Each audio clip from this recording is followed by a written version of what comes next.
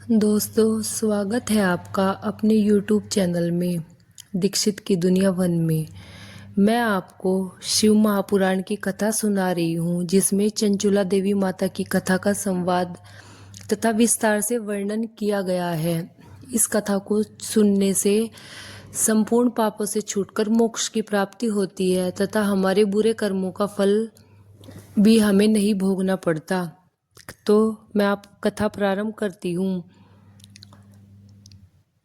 नैमिषारण्य के पवित्र वन में एकत्रित हुए ऋषियों ने श्रद्धा से सूत जी से प्रश्न किया था। हे महाभाग, इस घोर कलयुग में जब मनुष्य काम, क्रोध, लोभ और मोह में फंसकर धर्म से विमुख हो जाते हैं, तब ऐसा कौन सा उत्तम साधन है जिसे विशेषकर स्त्रियों का भी उद्धार होना संभव हो। तब सूत जी बोले, हे मुनिवरों, तुमने अत्यंत कल्याणकारी प्रश्न किया है। स्त्री और पुरुष दोनों के लिए भगवान शिव जी की भक्ति ही परम गति का एकमात्र साधन है। आज मैं तुम्हें चंचुला देवी की कथा सुनाती हूँ, जिसे सुनने से संपूर्ण पापों को छूट जाते हैं और मनुष्य को सद्बुद्धि की प्राप्ति होती है। प्राचीन काल की बात है। स्वर्गलोक में एक अप्सरा रहती थी। वह रूपवान और यौवन और सौंदर्य के अहंकार में चूर रहती थी। यद्यपि वह नृत्य कला में बहुत अच्छे से निपुण थी, परंतु उसका चित्त विषय वासनाओं में डूबा रहता था। एक बार देव ऋषि नारद ने उसे शिव भक्ति का उपदेश दिया। उस पर अप्सराओं ने हंसकर उनका उपहास किया। उसने कहा, तप, व्रत और ब्रह्मचर्य से क्या लाभ है? जीवन तो भोग के लिए ही बना हुआ है। इसके इस अहंकार को शिव भक्तों के अपमान से भगवान शिव अप्रसन्न हुए।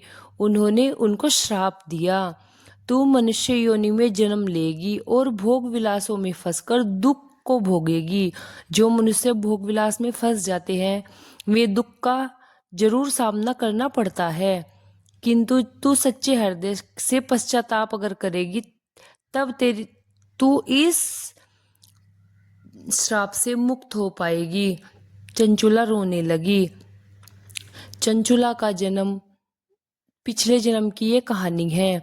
श्राप के अनुसार वह अप्सरा मालव देश में एक ब्राह्मण कुल में कन्या के रूप में उत्पन्न हुई। उसका नाम रखा गया चंचुला।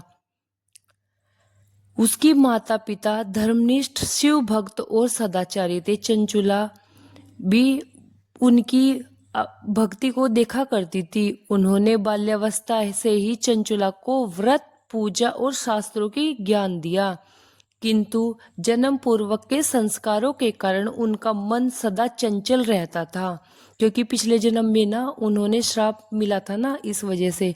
वह सुंदर तो अत्यंत थी, पर संयम से दूर रहती थी। उसे प्रशंसा प्रिय थी और भोग की ओर उसका झुकाव बढ़ता गया। समय आने पर चंचुला का विवाह एक श्रेष्ठ ब्राह्मण युवक से हुआ। उसका पति शिव का अनन्य भक्त